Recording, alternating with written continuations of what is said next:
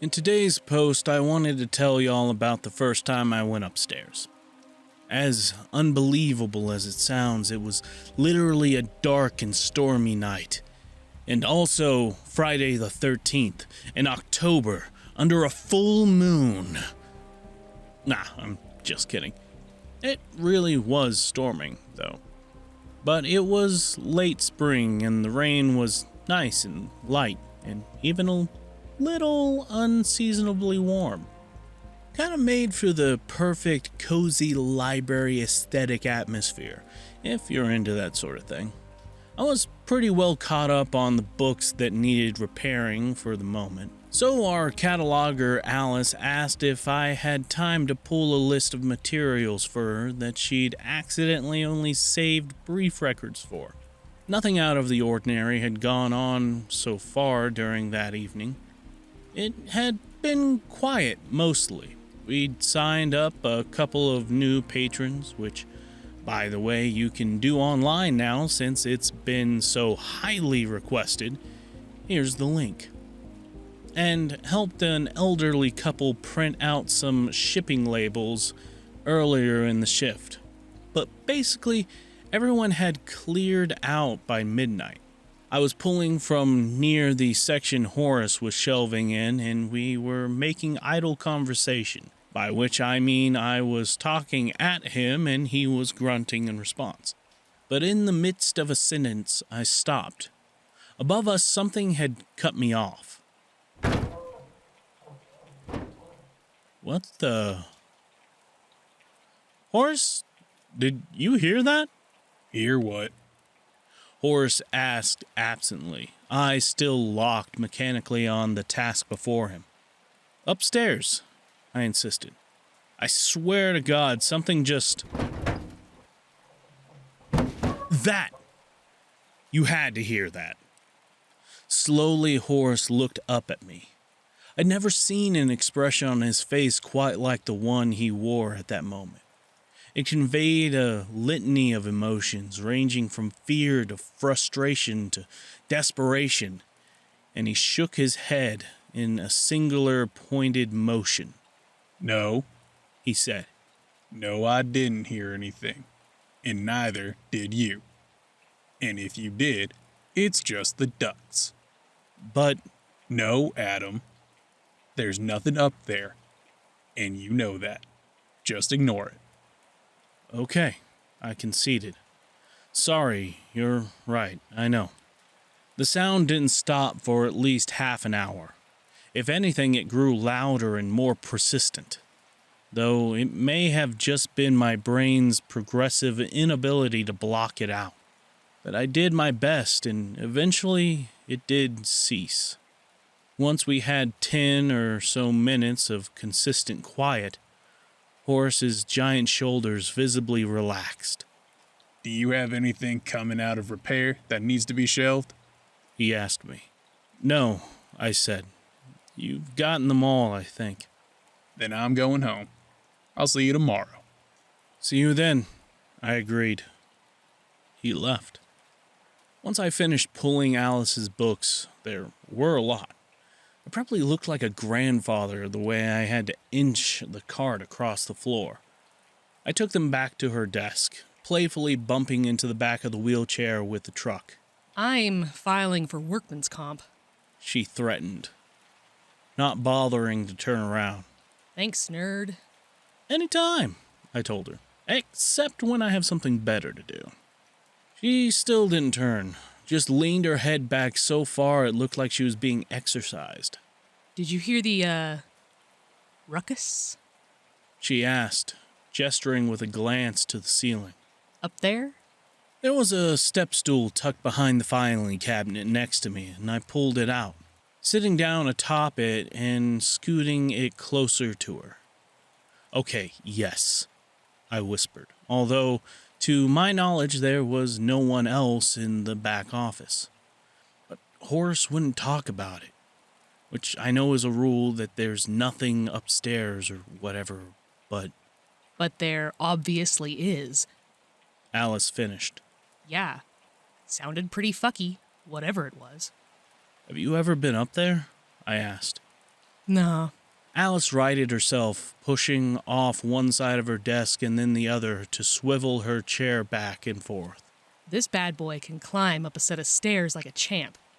But it's not too quick on the uptake, and I'm not willing to gamble on how fast I could make it back down if something was after me.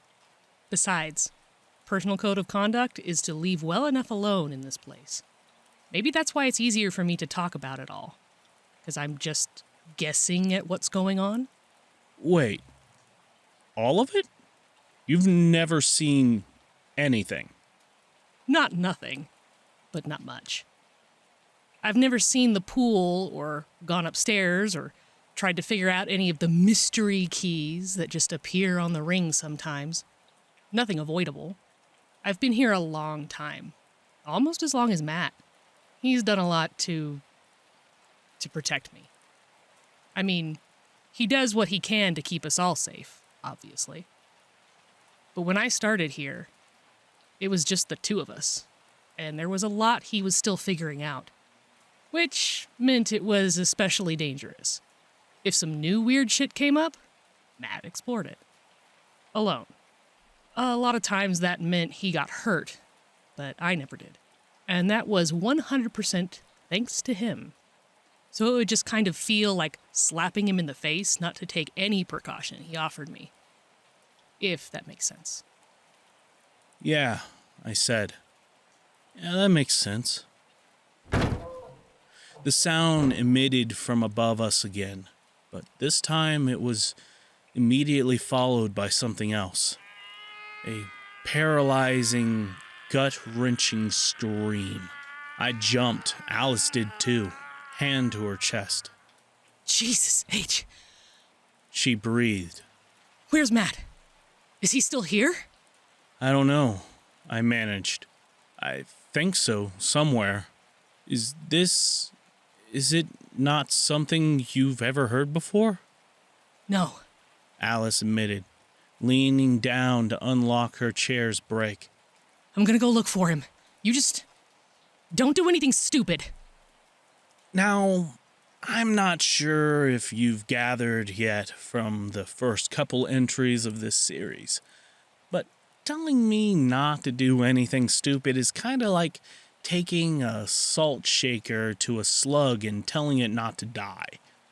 In my defense, I'm almost never charging straight at something I know might get me maimed or killed without a decent enough reason that I deem the odds acceptable.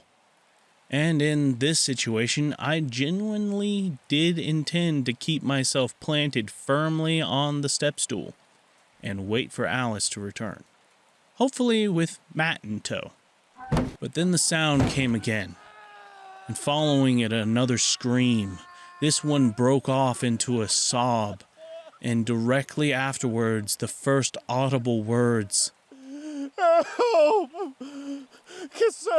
Can everyone hear me? Can everyone hear me? Please help me! I froze and listened and waited. Please, God, please, somebody help me. Yes.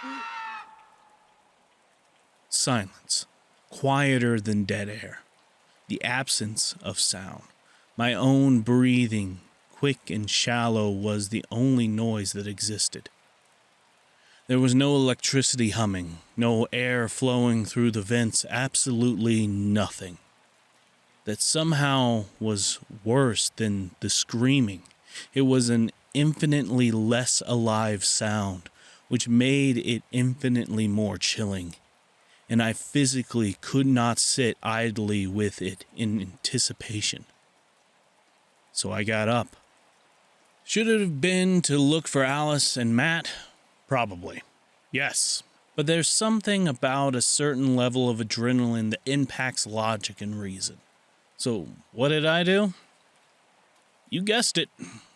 I'd been in our mechanical room plenty of times before. That's where we store donated books until Alice can get to them to catalog them. And it's also where Della keeps her cleaning supplies. which we all need access to from time to time, but I'd never gone up the stairs. First time for everything is what I figured. I wasn't sure if I wanted to make my presence known or not, so I kept my mouth shut, tiptoeing up each step and making sure not to scuff my shoes along the grip on the edges. It felt like it took ages to reach the top, as cautious as I was being.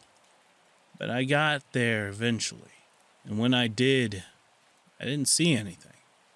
I mean, I could see. The lights were on, if dim. Some of them looked as they were meant to be fluorescing, but had burned out at some point in the likely distant past. But nothing appeared to be amiss. There were totes and boxes stacked precariously atop one another in the center of the floor, and to the sides were all the HVAC machines, their green sensors tinting the room in a strange hue. Tentatively, I made a lap around the perimeter. Nothing stirred, nothing made a peep. I knew rationally that I should cut my losses, or my wins, depending on how you looked at it, and get back to the safety of the office before anything had a chance to rear its ugly head. But I also knew what I'd heard, and I wasn't about to be gaslit about whatever lured me up there in the first place. There was nowhere to hide on the outskirts, but I sized up the mound of miscellaneous objects in the middle of the floor. There could be something under the boxes. In them, maybe? I walked slowly over, taking a breath to steel myself, and toed the outer edge of the pyramid, jumping reflexively back in anticipation. But I didn't need to, it seemed. I apparently hadn't upset the balance. The mound remained intact and undisturbed. Feeling slightly braver, I stepped forward and kicked it again. This time with enough force to rattle it all the way up to the top, but not so much as to knock anything over. Still, once it had settled, nothing emerged. Something did, however, fall from the fucking ceiling. If you have ever seen a horror movie where the big, bad, creepy crawly is lurking above the protagonist's head and wished you could scream at them to just look up already, rest assured that I have too.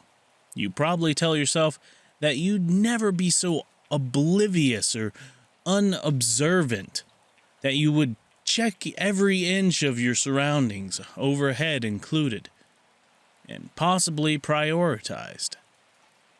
I know, because I always told myself the same. The thing is, in real-life scenarios, you just don't anticipate an animatronic velociraptor pterodactyl hybrid swooping down and entrapping you with its enormous goo-covered wings. Reading that back, it sounds kind of hilarious. So, for the sake of the atmosphere, just understand that it absolutely was not. I barely caught a glimpse of it before I was completely enveloped in warm, sticky blackness. But what little I had seen was nearly enough to send me straight out of consciousness. I knew if I was going to, not pass out, I need to slow my breathing, stop thrashing fruitlessly around, and gather whatever information I possibly could from my current position. Its grip on me was tight, but not so much that I felt suffocated, which gave me a glimmer of hope that perhaps whatever it was didn't plan to constrict me to death. I was crushed against its body, which my cheeks registered as hot metal of some sort, but when I wiggled my fingertips against what I could reach of its wings, they felt leathery and soft, almost like tanned cow's hide. Quickly I learned the source of the thumping and screeching that had given the thing away. Every step it took jostled me from side to side, resulted in a resounding thud, and between each footfall its tail scraped tinnily across the concrete floor. I wanted to cover my ears, but my arms were pinned to my sides, so I settled for gritting my teeth instead. We made several passes back and forth, one end of the room to the other, and I realized at some point that it was beginning to grow agitated. It was huffing great breaths out its nose, stomping harder and harder, swinging its tail more and more frequently. I was still far too shaken to use rational thought, no matter how hard I tried. But I did eventually come to surmise that it may have been angry it couldn't fly while holding me captive. So I did the only thing I could. I waited it out. I was, of course, desperately wondering where Matt was. Maybe he left without telling us, I reckoned, and Alice hadn't been able to find him after all. Maybe she tried to call him and he hadn't answered, so she had no choice but to leave me to my own devices. She certainly shouldn't risk coming to look for me alone. If there was a chance she wouldn't be able to get away quickly enough to save herself. The mechanical dinosaur bird dragged me over the length of the space for what could have been minutes or hours or days for all I knew. And by the time it finally slowed to a stop, I felt delirious. The wet, slogging sound its wings made as it unwound them around my body made my stomach turn.